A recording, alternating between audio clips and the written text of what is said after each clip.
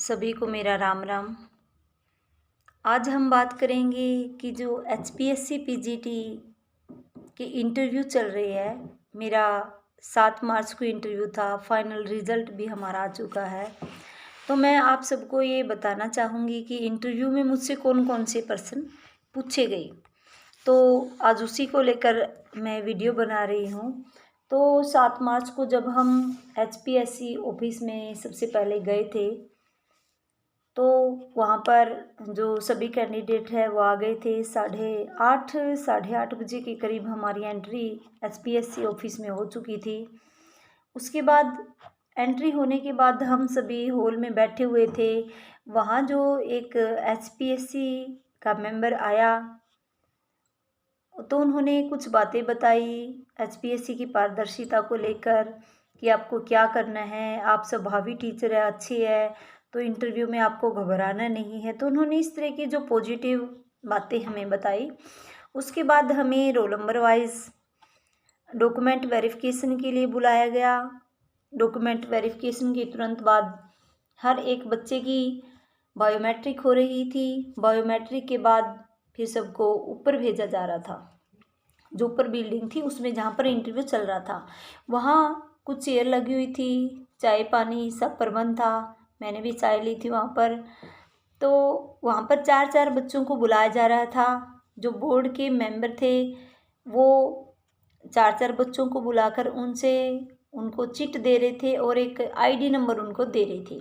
पहले उनको जो आई कार्ड था वो डाला जा रहा था, वो भी बिना देखे उठाना था। जो नंबर आ जाए वो उसे पहनना था। और उसके बाद 4 डिब्बे रखे हुए थे। उन डिब्बों को आपस में मिला के चारों कैंडिडेट को एक एक डिब्बा चुनना था। फिर उस डिब्बे में से एक एक चिट उठानी थी। और 4 बोर्ड बने हुए थे। 4 इंटरव्यू पैनल जो इंटरव्यू ले रहे थे वो 4 बोर्ड बने हुए थे।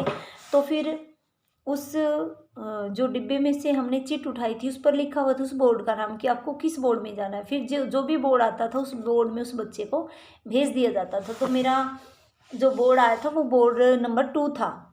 और जो मेरा आईडी नंबर था वो 678 यानी कि 678 था। तो उसके बाद हम वहाँ जा रहे थे, जिसका जहाँ भी इंटरव्यू था। मेरा बोर्ड नंबर 2 में आया था, मैं वहाँ चली गई थी। और जब मैं गई तो वहाँ पर एक कैंडिडेट बैठा हुआ था, बाहर वेट कर रहा था। और जो एक कैंडिडेट है जिसका इंटरव्यू चल रहा था। तो इंटरव्यू से पहले थोड़ा डर तो सबको रहता है कि पता नहीं क्या पूछेंगे क्या नहीं पूछेंगे। वैसे हमारे सब्जेक्टिव के जो नंबर थे उसके बेस पर ही इंटरव्यू के नंबर या फिर जो प्रोसेस थी वो कंप्लीट होनी थी। तो इसलिए डर ज़्यादा भी नहीं होना चाहिए था। लेकिन फिर भी इंटरव्यू देने वाले के मन में एक तो होता है कि पता नहीं क्या पूछ ले, पता नहीं मुझे आएगा या नहीं आएगा। मेरे मन में भी थोड़ा बहुत था, ज़्यादा तो नहीं था, लेकिन लाइफ का पहला इंटरव्यू था तो इसलिए थोड़ा सा डर तो सभी के मन में रहता, मेरे मन में भी था। फिर मैं जब अंदर चली गई ये सोच के देखा जाएगा, जो आएगा ठीक है, ना आएगा तो सॉरी कह देंगे, इससे ज़्यादा क्या होगा। फिर मैं जब अंदर गई तो गुड मॉर्निंग बोला, उन्होंने कहा बैठिए। सबसे पहले तो मेरी खूबी वहाँ पर पूछी गई कि आपकी खूबी क्या है। मैंने कहा कि मैं एक ईमानदार अध्यापिका हूँ। तो एक मैम थी, वो बोली आप कैसे ईमानदार, अपने आप को ईमानदार कैसे कह सकते हो। तो मैंने बताया कि हम अपना 100% बच्चों को देने की कोशिश करते हैं, चाहे प्रिंसिपल देखे या ना देखे, हम अपना काम अच्छे से करवाते हैं। बच्चों को कभी भी ये नहीं कहते, कभी भी बच्चों में भेदभाव नहीं करते, छोटा बड़ा नहीं समझते, गोरा काला इस तरह का हम कोई भेदभाव नहीं करते। तो मैं इसलिए एक ईमानदार अध्यापिका। फिर वो बोर्ड के एक मेंबर बोले ऐसे तो हम भी नहीं करते भेदभाव तो बच्चों में। मैंने कहा सर आप भी तो ईमानदार हो। फिर वो हंसने लगे। तो फिर मुझसे क्वेश्चन पूछे गए।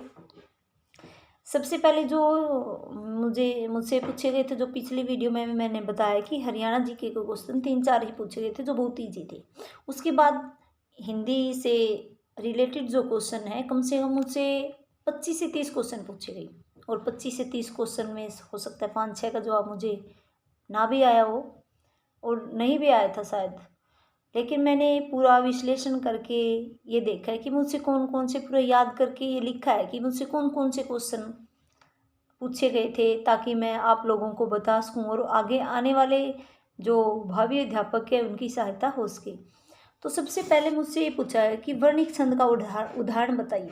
तो मैंने झट से बता दिया, क्योंकि 10th में ये मैंने करवाया था। 10th क्लास में कुछ ही दिन पहले जब उनका पेपर था, तो एक जो रिवीजन टेस्ट पेपर होता है ना, उसमें आया था कि वर्णिक छंद का उदाहरण बताइए। मैंने वो बता दिए उनको। फिर बोले कुछ वर्णिक छंदों के नाम बताइए, वो मैंने बता दिए। कि किसी की विशेषता जो मुझे ध्यान नहीं आई उस समय, फिर मैंने कहा सर सॉरी, ये तो मुझे नहीं आ रहा। फिर उन्होंने पूछा कि रस क्या होता है, और जो हम बता रहे थे ना उसी में से क्वेश्चन निकाल रहे थे वो। फिर मैंने रस बताया। रस के प्रवर्तक कौन है? मैंने कहा भरतमुनि सर। कि भरतमुनि की पुस्तक बताइए। मैंने कहा नाट्यशास्त्र। तो जो लिटरेचर है वो मेरा अच्छा है, क्योंकि नेट क्वालिफाई होने के बाद कैंडिडेट का जो लिटरेचर है वो अच्छा हो जाता है। फिर उन्होंने कुछ पंक्तियाँ बोली संस्कृत में, काव्यशास्त्र में से थी। मुझे नहीं पता था वो, कि मैंने कहा सर सॉरी, ये संस्कृत में है, मुझे नहीं आता। मैंने कहा कि सर इतना पता है कि ये काव्यशास्त्र में से है। वो बोले ये पता है काव्यशास्त्र में से? बोले चलो ठीक है, ये नहीं आता तो किसी और काव्यशास्त्री के बारे में बताइए। मैंने भामह के बारे में बताया। फिर बोले भामह की पुस्तक के बारे में बताइए, कौन सी पुस्तक थी। भामह की पंक्तियाँ बताइए, वो मैंने बताई। फिर बोले किसी और आचार्य की पंक्ति बताइए। फिर मैंने विश्वनाथ की पंक्तियाँ बताई। फिर बोले रस गंगाधर किसकी पुस्तक है, जो मुझे उस समय ध्यान नहीं आया। फिर बोले प्रेमचंद किस प्रकार के उपन्यासकार हैं। मैंने कहा आदर्शोन्मुखी यथार्थवाद। फिर वो बोले ये होता क्या है, फिर मैंने वो बताया। फिर बोले जो इस तरह की रचना हो प्रेमचंद की आदर्शोन्मुखी यथार्थवादी पर आधारित, वो बताइए। मैंने कहा नमक का दरोगा। फिर बोले नमक के दरोगा में ये आदर्शोन्मुखी यथार्थवाद कैसे है। फिर मैंने पहले अलोपीदीन के बारे में, वंशीधन के बारे में वो सब बताया। फिर बोले श्रीलाल शुक्ल का आपने नाम सुना है?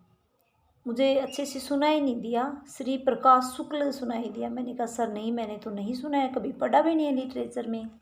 फिर बोले राग दरबारी किसकी? मैंने कहा सर श्रीलाल शुक्ल की है ये। बोले कोई और उपन्यास बताइए। मैंने कहा सर गोदान। फिर बोले गोदान के अलावा बताइए। मैंने कहा सर मैलांचल।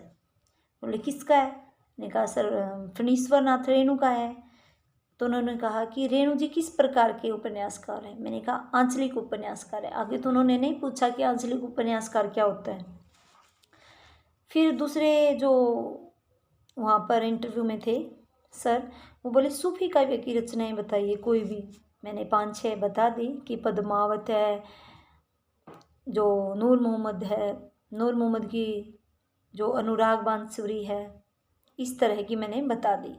फिर बोले कमायनी किसकी है। मैंने कहा सर जयशंकर प्रसाद की है। आगे उन्होंने सर्ग वगैरह तो नहीं पूछा।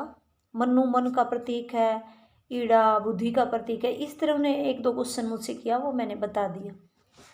फिर बोले कमायनी की जैसी ही भक्ति काल में एक रचना हुई है, जैसे इसमें प्रतीकों का यूज़ किया गया, उसमें भी किया गया है। तो उस समय तो मुझे ध्यान नहीं आई, लेकिन अगले दिन मैं सोचती रही इसके बारे में। फिर मुझे ध्यान आया कि इस तरह की रचना तो जायसी की है, पद्मावत भक्ति काल की है। उन्होंने कहा आदिकाल या भक्ति काल में भी ऐसी ही कोई रचना है।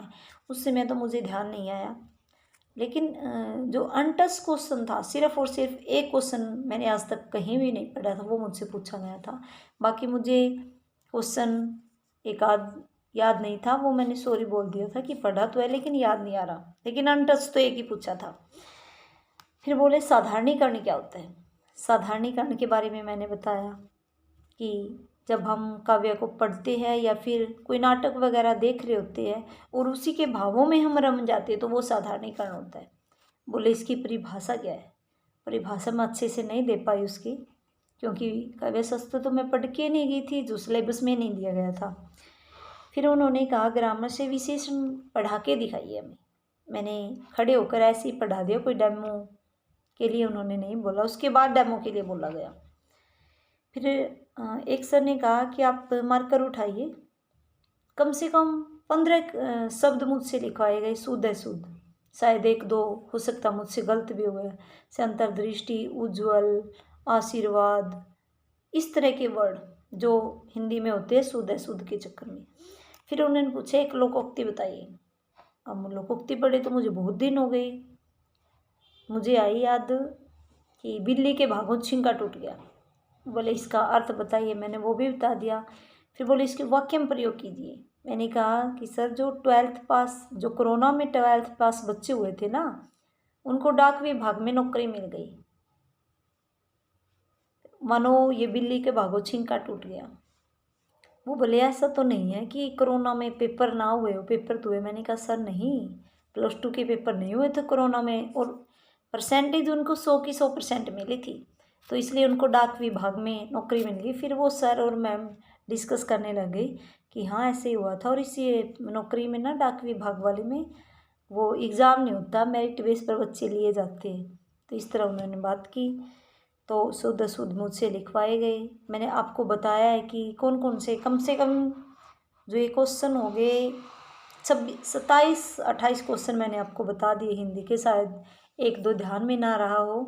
तो इस तरह के क्वेश्चन मुझसे पूछे गए। लास्ट में मुझसे कहा गया कि वेरी गुड बेटा, आपने बड़े ही स्माइली फेस के साथ हमारे साथ टाइम बिताया, वेरी गुड। तो ये थे उन्होंने क्वेश्चन पूछे मुझसे इंटरव्यू में। अगर आपको मेरी वीडियो अच्छी लगे तो इसको लाइक और शेयर कीजिए।